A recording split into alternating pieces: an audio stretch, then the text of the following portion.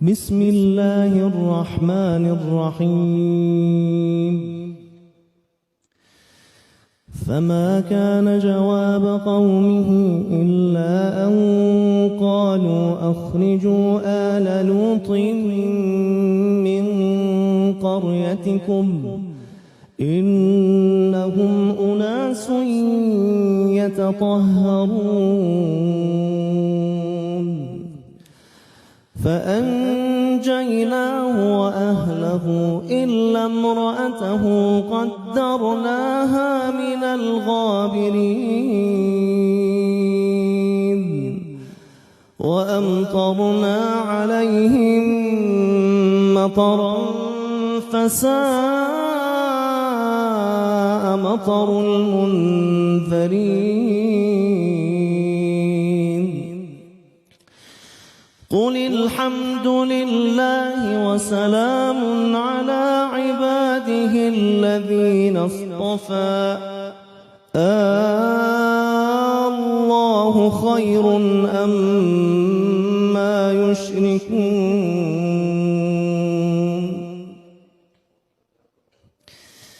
أمن خلق السماوات والأرض وأنزل لكم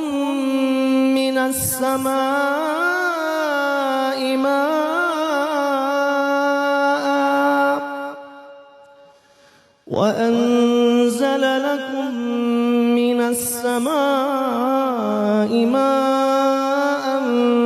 فأنبتنا به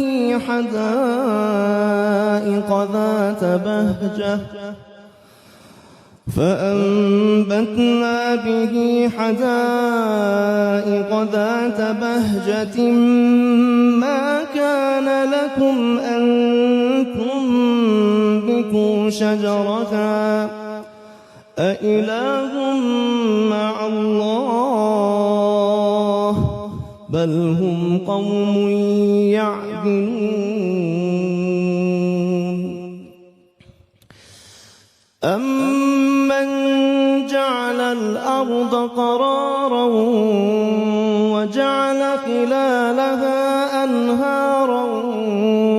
وجعل لها رواسي وجعل بين البحرين حاجزا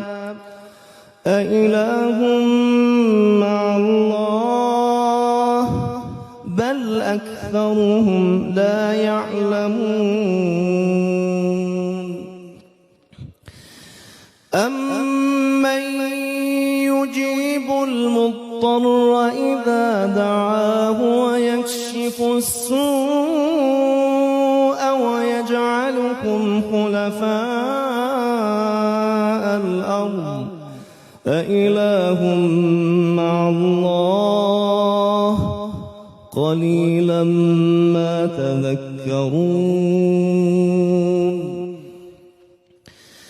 أمن يهديكم في ظلمات البر والبحر ومن يرسل الرياح بشرا بين يدي رحمته أإله مع الله تعالى الله عما يشركون. أمن يبدأ الخلق ثم يعيده ومن يرزقكم من السماء والأرض أإله مع الله قل هاتوا برهانكم إن كنتم صادقين. قل لا يعلم من في السماوات والأرض الغيب إلا الله وما يشعرون أيان يبعثون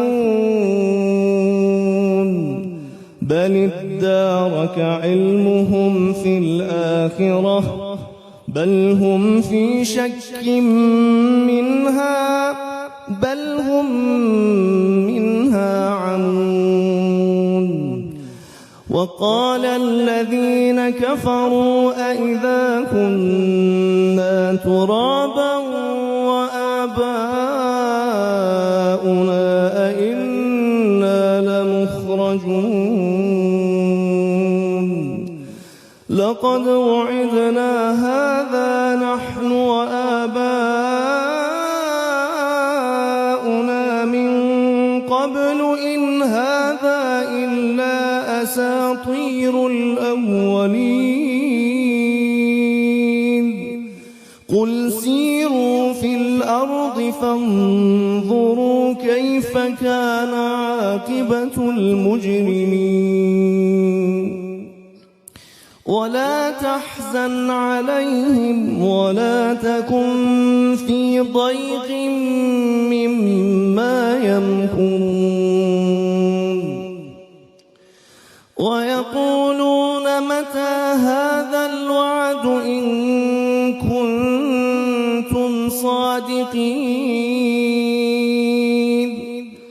قل عسى أن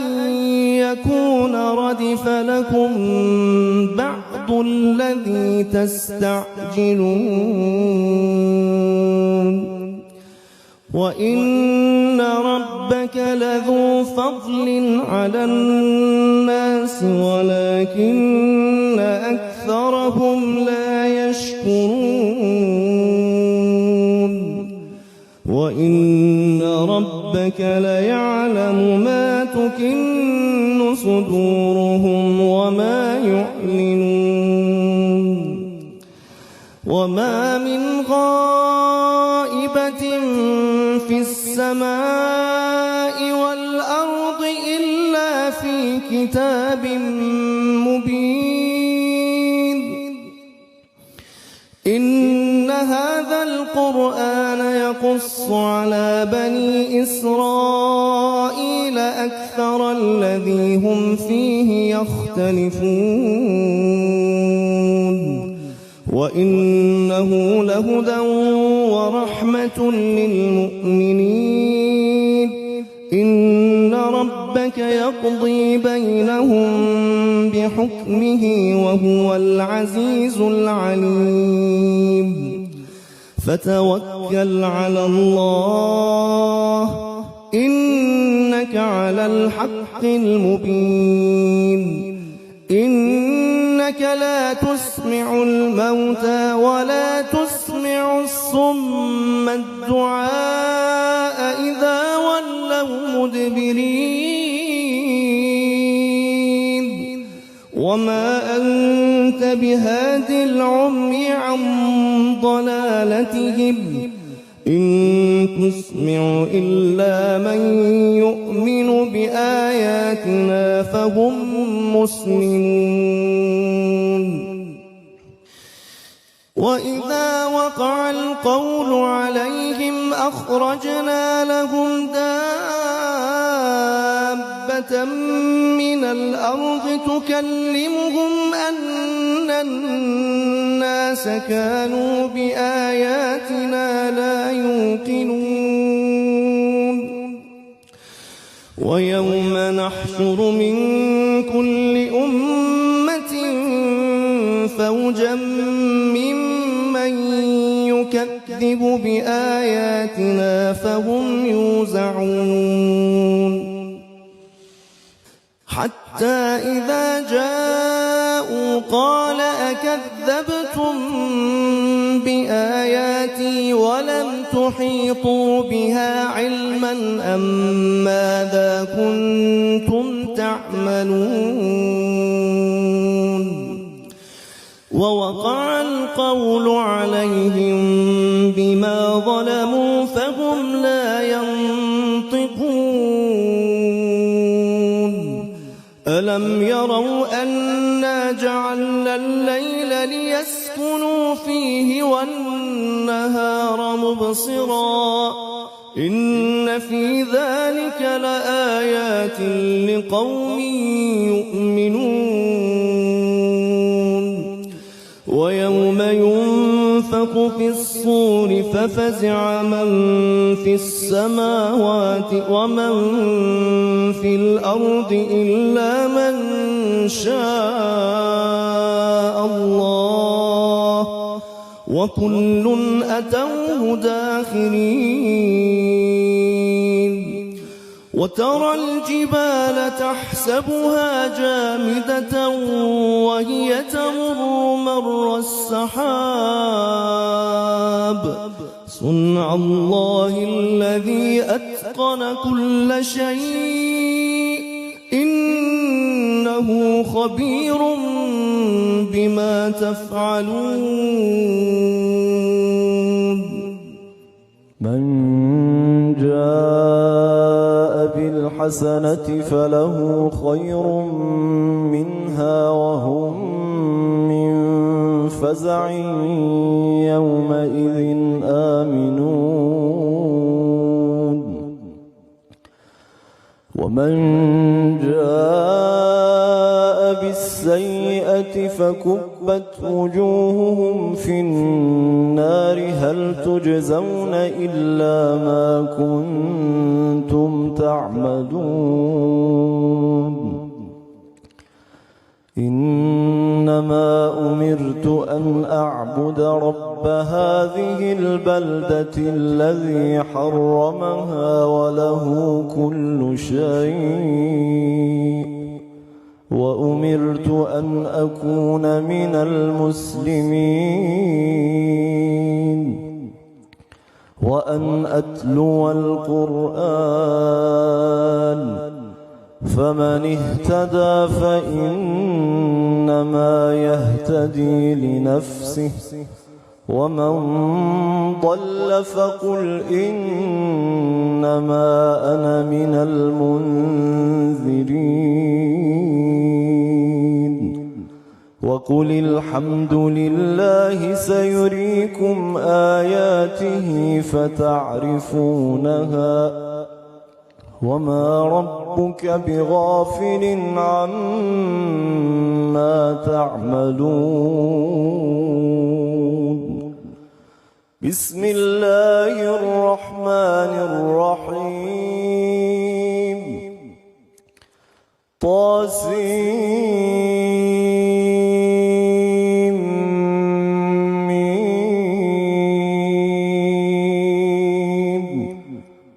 تلك آيات الكتاب المبين نتلو عليك من نبأ موسى وفرعون بالحق لقوم يؤمنون إن فرعون علا في الأرض وجعل أهلها شيعا يستضعف طائفة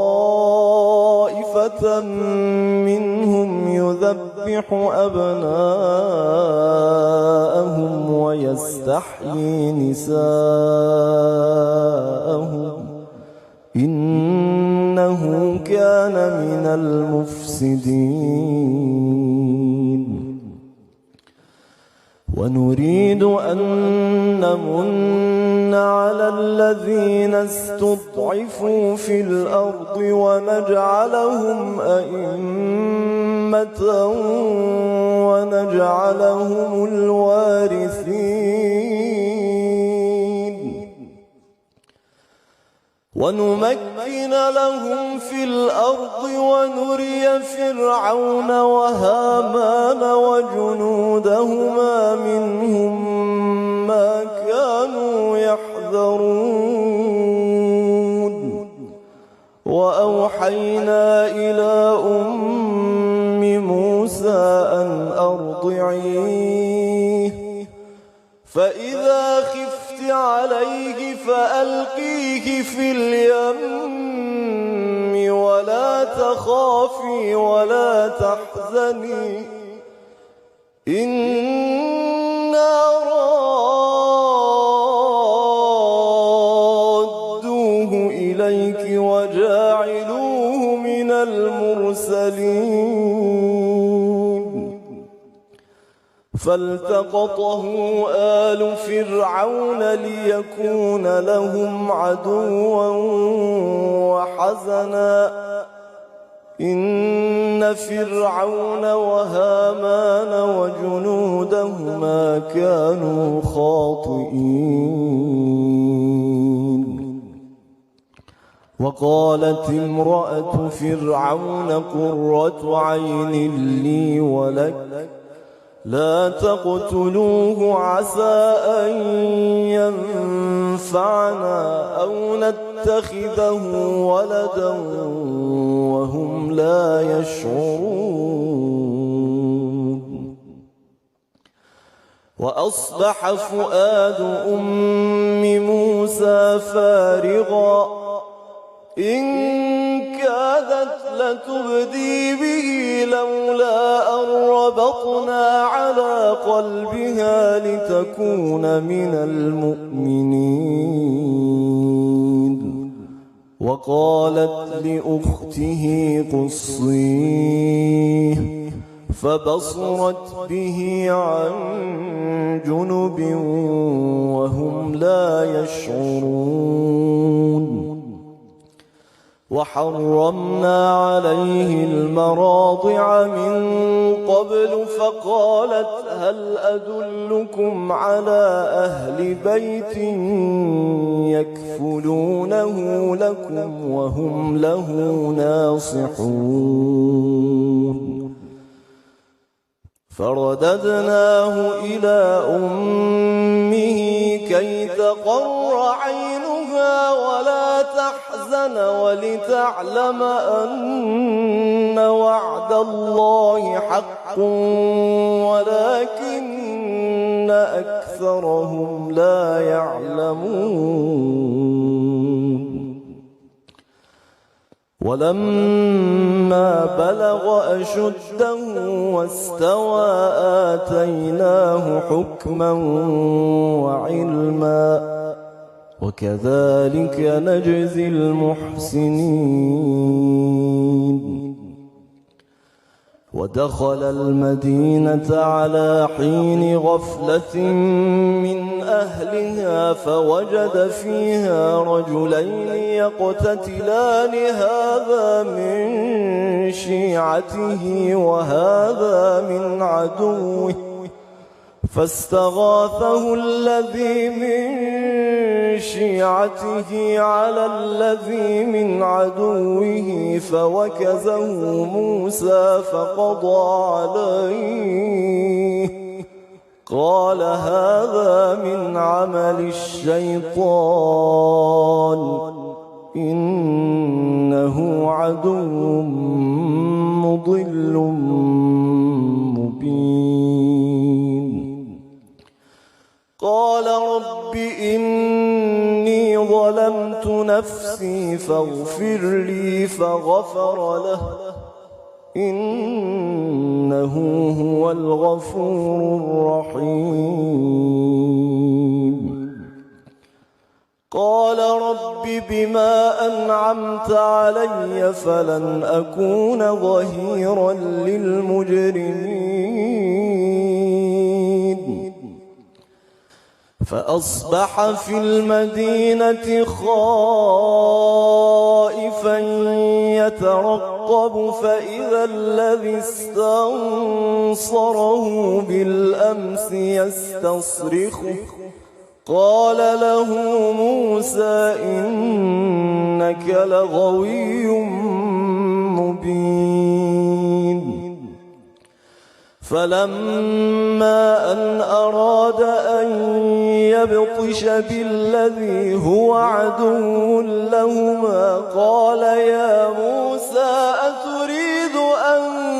تقتلني كما قتلت نفسا بالأمس إن تريد إلا أن تكون جبارا في الأرض وما تريد أن تكون من المصلحين. وجاء رجل من أقصى أقصى المدينة يسعى قال يا موسى إن الملأ يأتمرون بك ليقتلوك فاخرج إني لك من الناصحين فخرج منها خائفا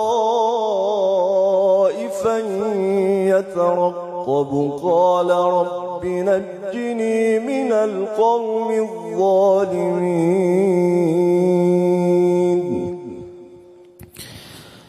ولما توجه تلقاء مدين قال عسى ربي أن يهديني سواء السبيل ولما ورد ماء مدين وجد عليه أمة من الناس يسقون ووجد من دونهم امرأتين تذودان قال ما خطبكما قالتا لا نسقي حتى يصدر الرعاء وأبونا شيخ كبير فسقى لهما ثم تولى إلى الظل فقال رب إني لما أنزلت إلي من خير فقير فجاءته إحداهما تمشي على استحياء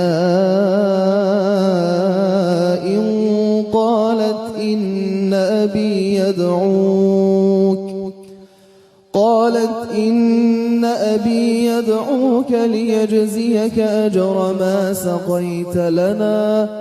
فلما جاءه وقص عليه القصص قال لا تخف نجوت من القوم الظالمين قالت إحداهما يا أبت استأجره إن خير من استأجرت القوي الأمين قال إني أريد أن أنكحك إحدى ابنتي هاتين على أن تأجرني 8 حجج فإن أتممت 10 فمن عندك وما أريد أن أشق عليك ستجدني إن شاء الله من الصالحين قال ذلك بيني وبينك أيما الأجلين قضيت فلا عدوان علي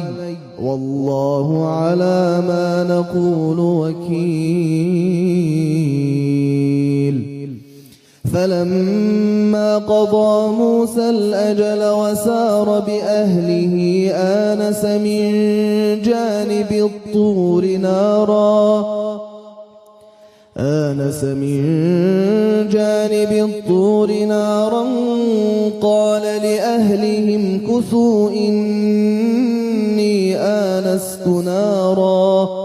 قال لأهلهم كثوا إني آنست نارا لعلي آتيكم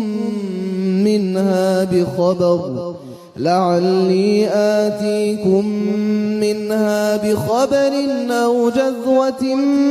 من النار لعلكم تصطلون فلما أتاها نودي من شاطئ الوادي الأيمن في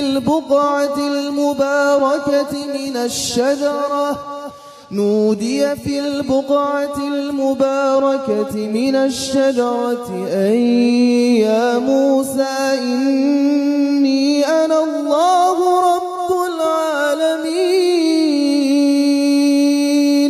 وأن ألق عصاك فلما رآها تهتز كأنها جان ولا مدبرا ولم يعقب يا موسى أقبل ولا تخف إنك من الآمنين أسلك يدك في جيبك تخرج بيضاء من غير سوء واضمم إليك جناحك من الرهب فذلك برهانان من ربك إلى فرعون وملئه إنهم كانوا قوما فاسقين قال رب إني قتلت منهم نفسا فأخاف أن يقتلون وأخي هارون هو أفصح مني لسانا فأرسله معي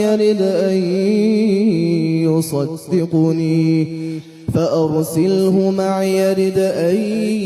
يصدقني إني أخاف أن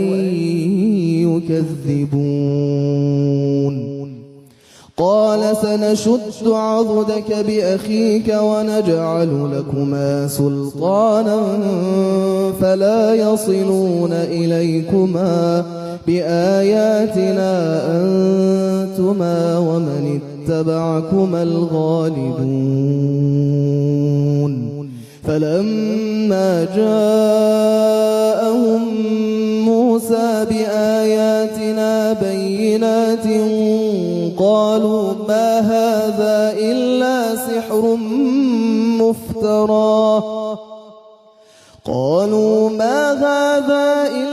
سحر مفترى وما سمعنا بهذا في آبائنا الأولين وقال موسى ربي أعلم بمن جاء بالهدى من عنده ومن تكون له عاقبة الدار إنه لا يفلح الظالمون وقال فرعون يا أيها الملأ ما علمت لكم من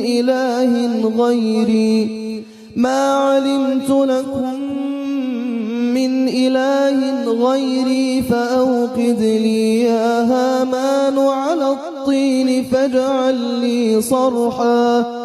فاجعل لي صرحا لعلي أطلع إلى إله موسى وإني لأظنه من الكاذبين واستكبر هو وجنوده في الأرض بغير الحق وظنوا أنهم إلينا لا يرجعون فأخذناه وجنوده فنبذناهم في اليم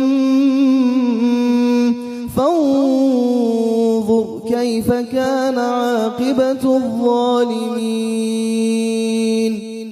وجعلناهم أئمة يدعون إلى النار ويوم القيامة لا ينصرون وأتبعناهم في هذه الدنيا لعنة ويوم القيامة هم من المقبوحين ولقد آتينا موسى الكتاب من بعد ما أهلكنا القرون الأولى بصائر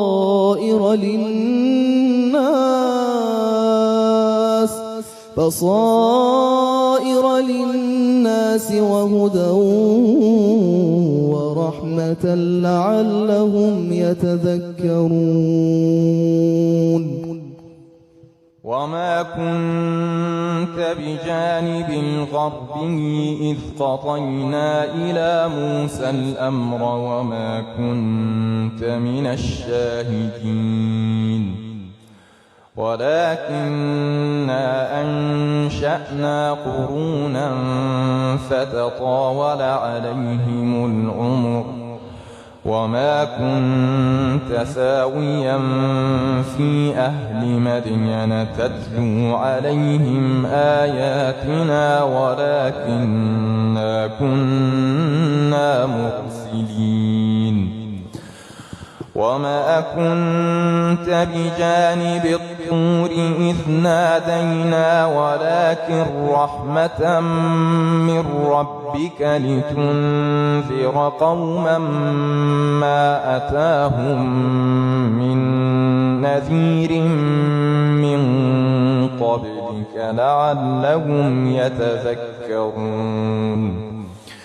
ولولا أن تصيبهم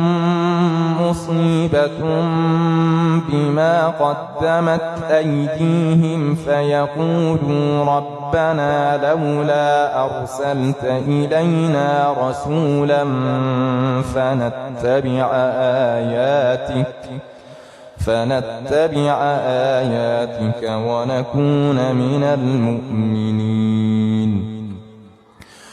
فلما جاءهم الحق من عندنا قالوا لولا أوتي مثل ما أوتي موسى أولم يكفروا بما أوتي موسى من قبل قالوا سحران تظاهرا وقالوا إنا بكل كافرون قل فأتوا بكتاب من عند الله هو أهدى منهما أتبعه إن كنتم صادقين فإن لم يستجيبوا لك فاعلم أنما يتبعون أهواءهم ومن أضل ممن اتبع هواه بغير هدى من الله إن الله لا يهدي القوم الظالمين ولقد وصلنا لهم القول لعلهم يتذكرون الذين آتيناهم الكتاب من قبله هم به يؤمنون وإذا يتلى عليهم قالوا آمنا به إنه الحق من ربنا إنا كنا من قبله مسلمين أولئك يؤتون أجرهم مرتين بما صبروا ويدرؤون بالحسنة السيئة ومما رزقناهم ينفقون وإذا سمعوا اللغو أعرضوا عنه وقالوا لنا أعمالنا ولكم أعمالكم سلام عليكم لا نبتغي الجاهلين إنك لا تهدي من أحببت ولكن الله يهدي من يشاء وهو أعلم بالمهتدين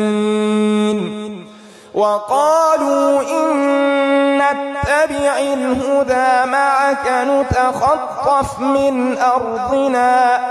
أولم نمكن لهم حرما آمنا يجبى إليه ثمرات كل شيء رزقا من لدنا ولكن أكثر أكثرهم لا يعلمون وكم أهلكنا من قرية بطرت معيشتها فتلك مساكنهم لم تسكن من بعدهم إلا قليلا وكنا نحن الوارثين وما كان ربك مهلك القرى حتى يبعث في أمها رسولا يتلو عليهم آياتنا وما كنا مهلك القرى إلا وأهلها ظالمون وما أوتيتم من شيء فمتاع الحياة الدنيا وزينتها وما عند الله خير وأبقى أفلا تعقلون أفمن وعدناه وعدا حسنا فهو لاقيه كمن متعناه متاع الحياة الدنيا ثم هو يوم القيامة من المحضرين ويوم يناديهم فيقول أين شركائي الذين كنتم تزعمون قال الذين حق عليهم القول ربنا هؤلاء الذين أغويناهم كما غوينا تبرأنا إليك ما كانوا إيانا يعبدون وقيل ادعوا شركاءكم فدعوهم فلم يستجيبوا لهم ورأوا العذاب لو أنهم كانوا يهتدون ويوم يناديهم فيقول ماذا أجبتم المرسلين فعميت عليهم الأنباء يومئذ فهم لا يتساءلون فأما من تاب وآمن وعمل صالحا فعسى أن يكون من المفلحين وربك يخلق ما يشاء ويختار ما كان لهم الخيرة سبحان الله وتعالى عما يشركون وربك يعلم ما تكن صدورهم وما يعلنون وهو الله لا إله إلا هو له الحمد في الأولى والآخرة وله الحكم وإليه ترجعون قل أرأيتم إن جعل الله عليكم الليل سرمدا إلى يوم القيامة من إله غير الله يأتيكم بضياء أفلا تسمعون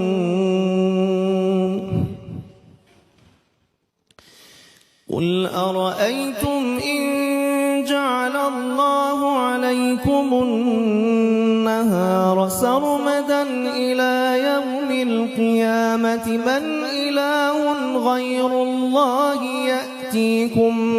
بليل تسكنون فيه أفلا تبصرون